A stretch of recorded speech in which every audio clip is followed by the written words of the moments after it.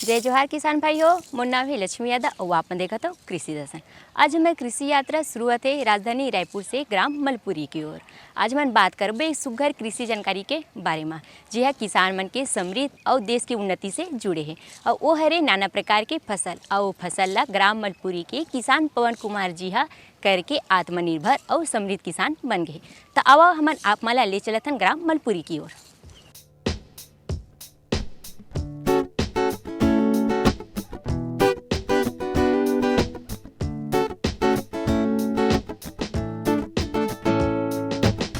छत्तीसगढ़ की धरती जहां मिट्टी में मेहनत की खुशबू है, खेतों में उम्मीदों की हरियाली है और किसान अपने परिश्रम से न केवल अन्न उगाते हैं बल्कि आत्मनिर्भरता की नई कहानियां भी लिखते हैं। ऐसी ही एक प्रेरणादायक कहानी है ग्राम मलपुरी ओटेबंद के किसान श्री पवन कुमार वर्मा की।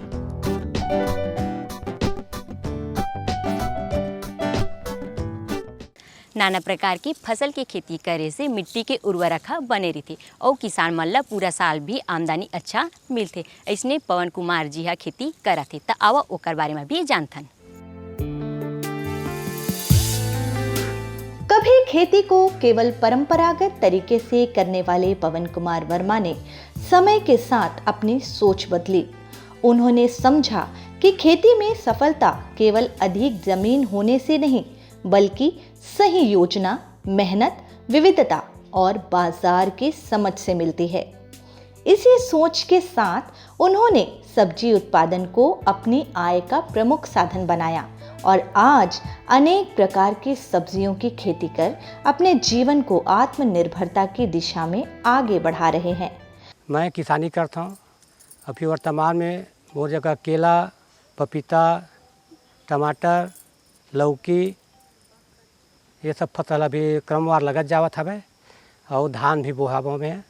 आधुनिक फसल के पीछे मोर पुराना इतिहास कहानी हवे जेना 50-55 साल पहली से चालू हवे। पहली मोर पिताजी है नाला में कुआं खनवाए रही सब सन 70 में। ओकरा बाद 70 में तो यहाँ लाइन भी नहीं आ रही सब हमार एरिया में कोनो जगह।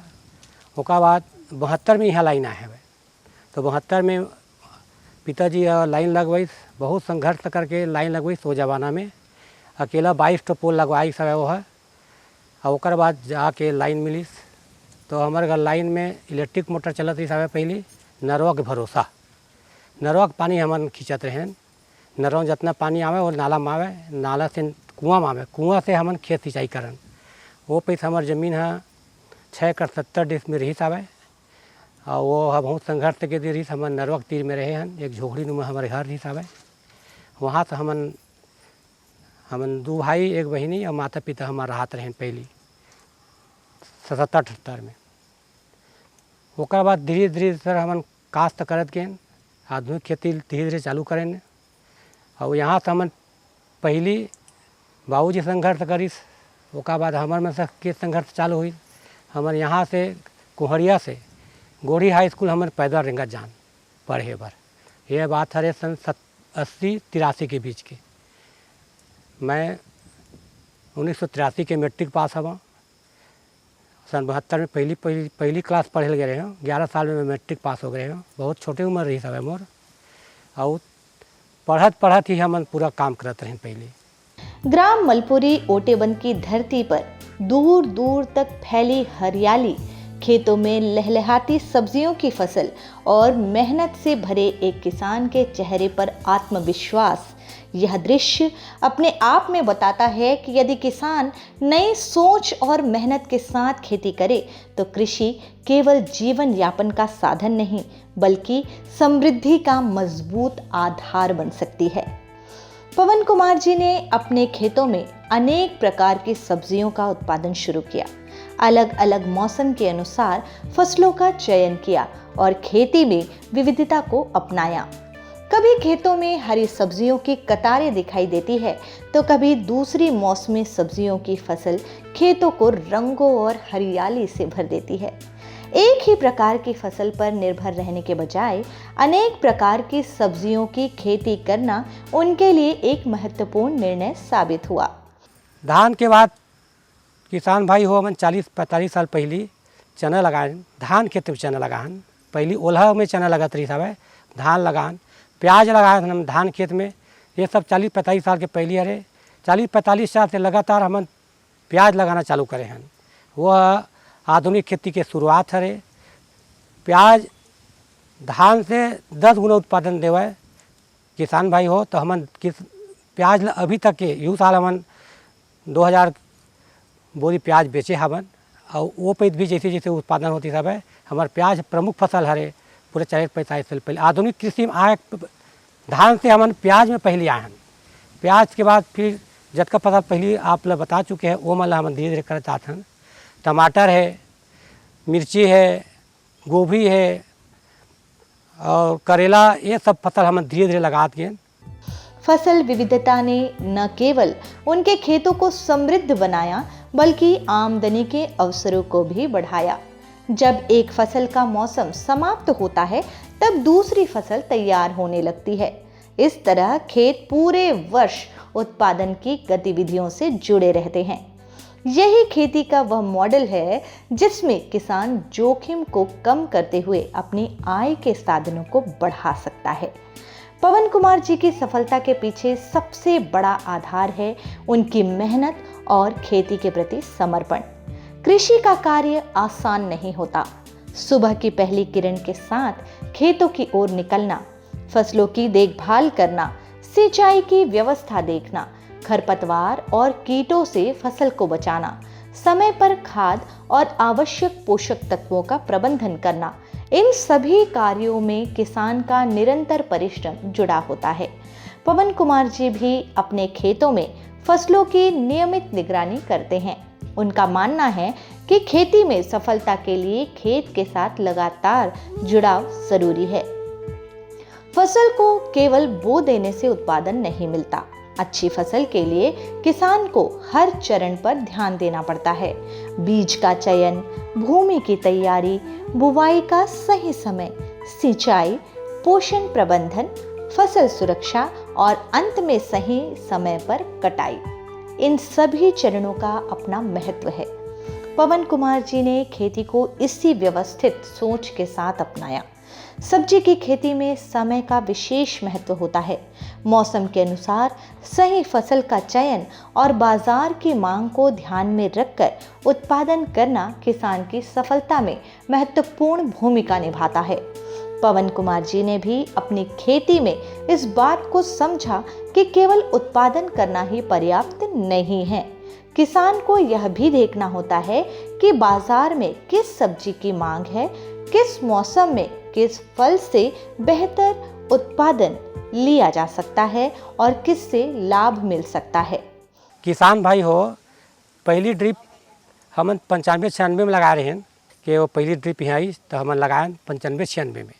ओकर बाद ड्रिप लगाए के बाद उत्पादन बढ़त गई, कम लागत में, पानी कम में बहुत ज़्यादा किसानी हुई। ओकर बाद धीरे धीरे मल्चिंग सीड आई, तो मल्चिंग सीड में ड्रिप में धीरे धीरे सरकार भी सब्सिडी देवत जात हवे, ओकर भी लाभ हमन प्राप्त करे हवन सरकार के द्वारा ले। मल्चिंग में भी आते कृषि विभाग की तरफ से और ड्रिप में भी धीरे धीरे करके हमन भी ओमा लाभ उठाहन। किसान भाई हो, आपन भी उसे अपन कुछ खेत में ड्रिप लगाओ, मल्चिंग लगाओ, आधुनिक तकनीकी से खेती करो, धान घलो करो, साथ साथ जतका भी अपन मोटा अनाज के भी खेती करो, साग सब्जी करो, बागवानी के करो। एमा एक ठक करे किसानी करे में वो आज के महंगाई ज़माने में पूर्ति नहीं हो सके। वो आप लोग कम से कम 5 टन 60 टन फसल लगाए लगी, तब हमारे किसान भी बहुत अच्छा तरक्की कर सकता भाई। यहाँ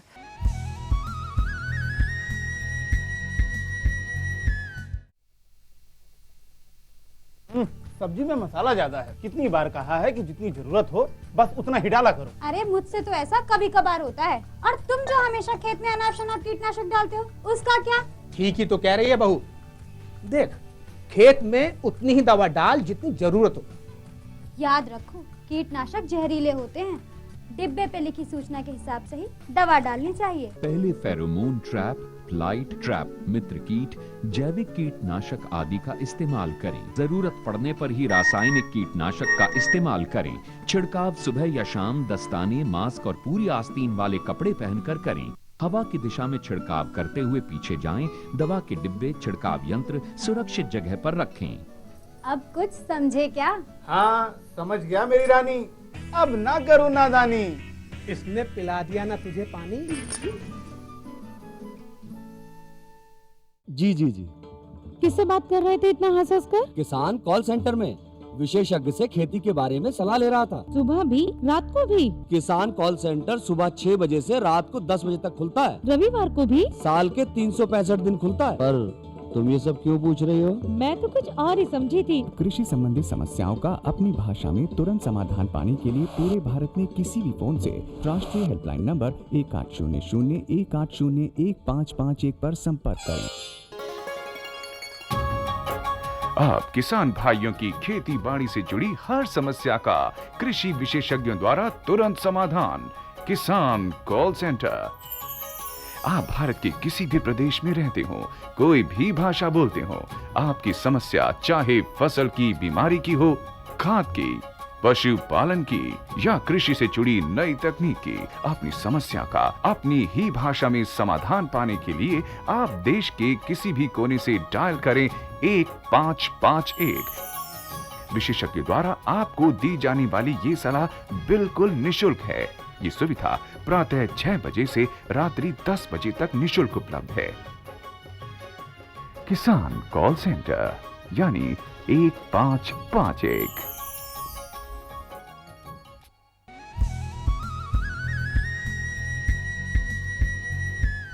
किसान भाइयों, सरकार भी है किसान मन बर बहुत से योजना चलावत है, जैसे उन्नत बीज, मृदा स्वास्थ्य कार्ड, प्रधानमंत्री किसान सम्मान निधि योजना और सिंचाई सुविधा और किसान मन ला आधुनिक तकनीकी की ओर भी प्रेरित करत है। तो आओ एक बारे में भी जानथन।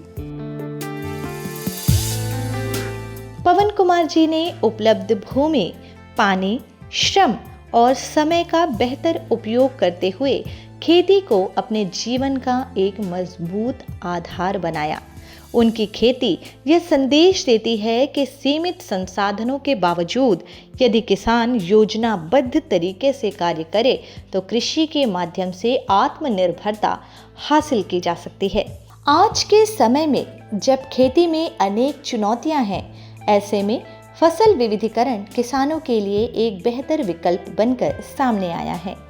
एक ही फसल पर निर्भरता से होने वाले जोखिम को कम करने के लिए अलग अलग फसलों की खेती महत्वपूर्ण है। यदि किसी एक फसल के बाजार भाव में कमी आती है तो दूसरी फसल किसान को सहारा दे सकती है। इसी सोच के साथ पवन कुमार जी ने अपने खेतों में अनेक प्रकार की सब्जियों को स्थान दिया। उनका खेत केवल उत्पादन का स्थान नहीं बल्कि निरंतर प्रयोग और सीखने की जगह भी है। हर मौसम अपने साथ नई चुनौती लेकर आता है। कभी अधिक गर्मी, कभी अनियमित बारिश, कभी कीट और रोगों का प्रकोप। लेकिन एक मेहनती किसान इन चुनौतियों से सीखता है और अपने अनुभव को आगे की खेती में उपयोग करता है। पवन कुमार जी की सफलता की कहानी भी इसी निरंतर सीखने और आगे बढ़ने की कहानी है। किसान भाई हो, हमार सरकार है नाना प्रकार के योजना चलावत है किसान के खुशहाली कार्य पर, जैसे ड्रिप है, स्प्रिंकलर है, मल्चिंग सीड हवै और किसान सम्मान निधि हवै, प्रधानमंत्री किसान सम्मान निधि, महतारी मन बर महतारी बंधन योजना लगा है। तेल हर साल 1000 रुपये महीना पैसा मिलत हवै सब जना। एक सब सरकार की योजना के लाभ उठाओ और अपन परिवार में खुशहाल से जिंदगी बिताओ। खेती में सफलता के लिए धैर्य आवश्यक है। बीज बोने के बाद किसान तुरंत परिणाम की उम्मीद नहीं कर सकता, उसे इंतजार करना पड़ता है। छोटे छोटे पौधों को बढ़ते हुए देखना, उनकी देखभाल करना और फिर कुछ समय बाद उन्हीं पौधों से प्राप्त फसल को बाजार तक पहुंचाना, यह पूरी प्रक्रिया किसान के धैर्य और मेहनत की परीक्षा लेती है। पवन कुमार जी ने इसी धैर्य के साथ अपने खेतों को विकसित किया। आज उनके खेतों की हरियाली उनके विश्वास को मजबूत करती है। किसान भाई हो, मैं प्रार्थना करता हूँ जैसे बरसात पानी आ गए, जैसे केला फसल लगाएं किसान तो केला फसल गिर जाते तो हमन बगल में करेला लगान, बगल में पपीता लगान, एमा नुकसान हो गए ना तो दूसरा फसल में होकर नुकसान के भरपाई हो सकत हवय। इसने आप नाना प्रकार के फसल लगाओ तो कोनो में नुकसान हुई तो कोनो में आप लाभ मिल सकते।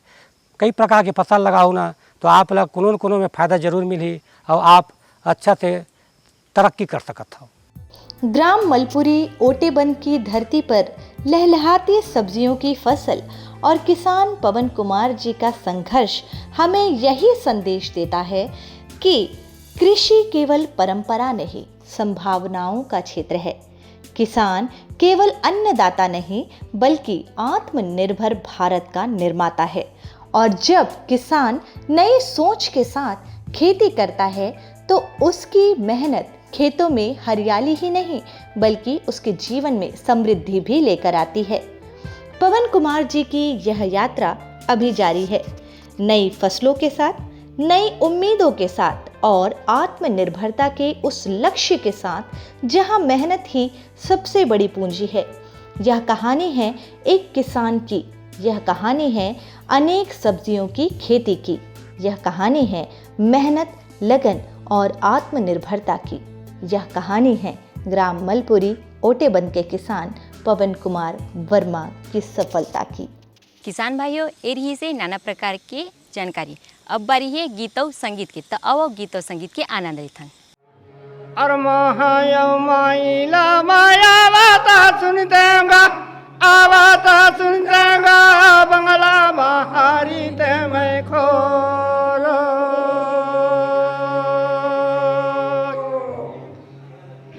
बैठा का देते मैं चंदन पीढ़ूली गा माड़ी ले धोते जेकर गोड़।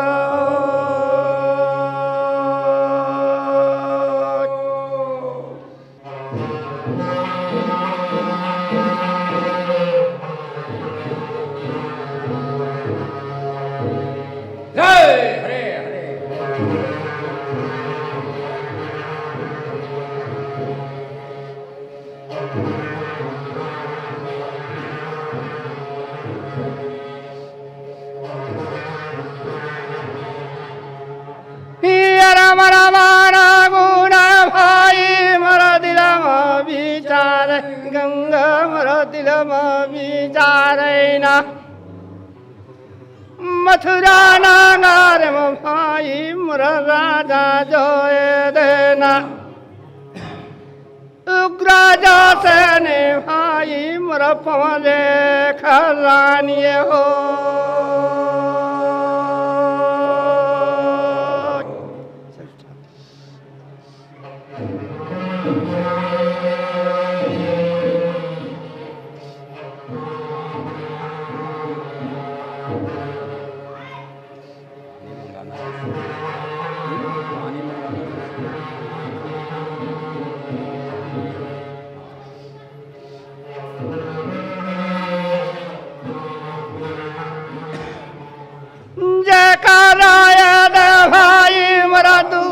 जो पुत्र भाई मरा दुए संताइन ना।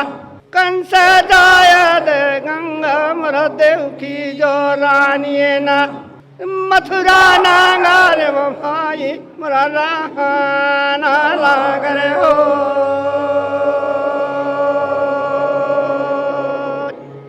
देख तो गा भैया हूँ करुआ, आज मथुरा नगर में उग्र से राजा पवन रेखा रानी जेकर पुत्र है दू राजा कंस, देव की रानी हैगा। एती बार का होते बासिंग बोल तो गा।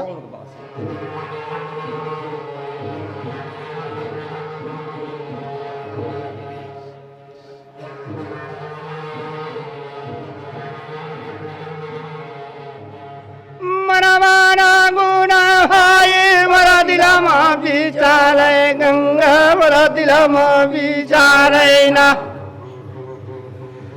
16 साल के गंगा मरा देव की जो रानी ना। 21 साल के भाई मरा कंस जो राजा हो।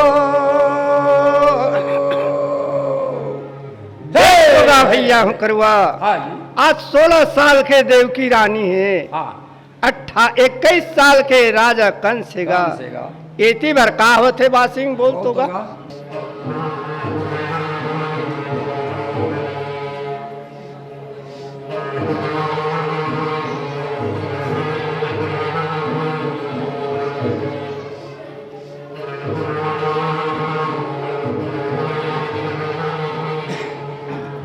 द्वारका जापुरी में भाई मोरा राजा जोयद गंगा मोरा राजा जोयद ना सूरज से भाई मोरा जयकारा बेटा ना बस दादा ये गंगा मोरा 21 साल के हो।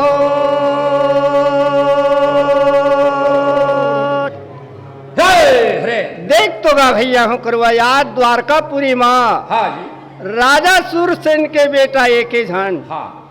वासुदेव। हाँ। 21 साल के कर उम्र है। उम्र रहेगा। इती बार का होते बासिंग बोल तो गा।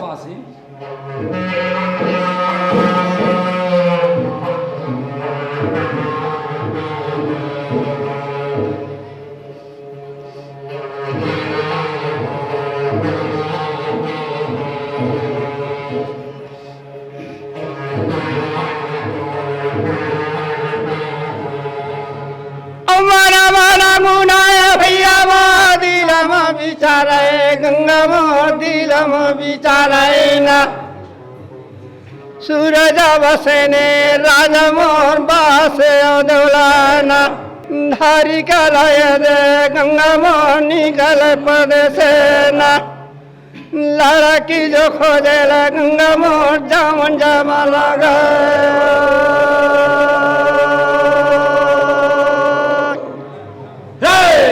देख तो गा भैया आज सुर से राजा रहा है तेन। हाँ आज द्वारकापुरी ले वासुदेव के शादी करे बर लड़की खोजे बर देश विदेश जात हैगा। हाँ इति का होते बासिंग बोल तो गा।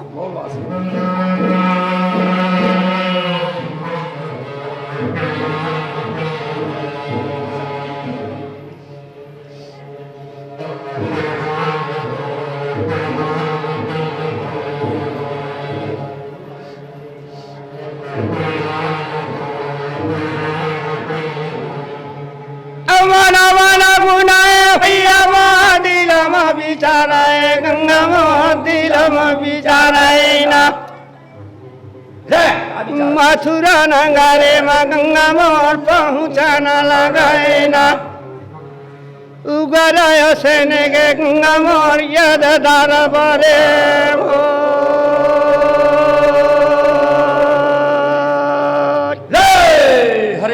देख तो गा भैया हूँ करुआ। आज देश विदेश ले सुर से राजा रहा है तेना वासुदेव ला धरे। आज मस्त मथुरा नगर में पहुँचे है। एती भर का होते बासिंग बोल तो गा।